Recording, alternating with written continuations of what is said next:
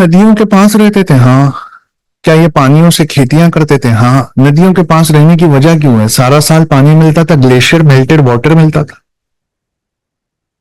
बाढ़ के वक्त सिल्ट या अलुवियल लेकर आती थी नदी, वो मिलता था। बम्पर क्रॉप्स होती थी, इसलिए ग्रेनरी भी थी। क्या ग्रेनरी में कंपार्टमेंट्स थे? हाँ। अलग अलग फसलों को अलग अलग जगह स्टोर किया जाता था? हाँ। क्या वहां वर्कमैन क्वार्टर्स थे? क्या उसके सामने सर्कुलर ब्रिक्स थे? क्या उन सर्कुलर ब्रिक्स पे अनाज को पटक कर फिर कंपार्टमेंट वाइज स्टोर किया जाता? हाँ। तो क्या किसी तरह का टैक्सेशन था? हाँ, टैक्सेशन था, कर लेते थे। तो क्या इसका मतलब है कोई सेंट्रल अथॉरिटी थी? हाँ भाई हाँ,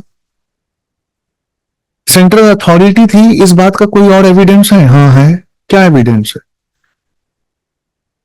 नगरन व्यवस्था, अर्बन प्लानिंग बहुत हद तक सारे शहरों की एक जैसी है। इसका मतलब सेंट्रल अथॉरिटी थी। ईंटों का साइज लगभग एक जैसा है, लगभग नहीं, कंफर्म एक जैसा है। इसका मतलब है कोई सेंट्रल अथॉरिटी थी। मैक्सिमम शहर, देखिए मैं क्या कह रहा हूं, हर शहर नहीं कह रहा, मैक्सिमम शहर एक गढ़, सीटाडेल और एक लोअर टाउन में डिवाइडेड थे। इसका मतलब है कोई सेंट्रल अथॉरिटी थी। नालियों की प्रणाली थी, ड्रेनेज का एक्सीलेंट इलेबोरेट सिस्टम था। नालियों की प्रणाली थी, इसका मतलब है कोई सेंट्रल अथॉरिटी थी।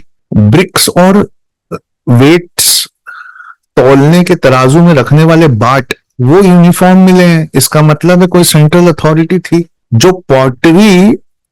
जो पॉटरी हम एक्सपोर्ट करते हैं उसके पीछे स्टैंप लगे हुए थे बाकायदा, इसका मतलब कोई सेंट्रल अथॉरिटी थी। यही तो मेंस का क्वेश्चन था, यही तो आपको लिखकर आज हमें देना है। क्या do you have evidences that there seems to be a certain central authority in Harappan civilisation?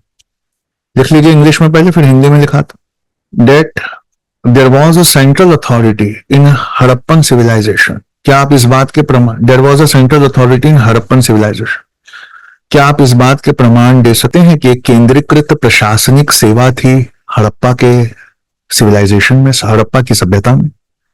केंद्रीकृत प्रशासनिक तंत्र हड़प्पा की सभ्यता में था। क्या आप इस बात के प्रमाण दे सकते हैं?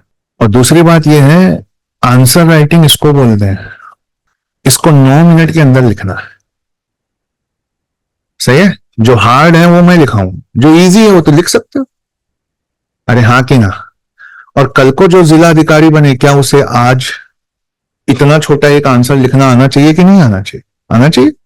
चले आगे।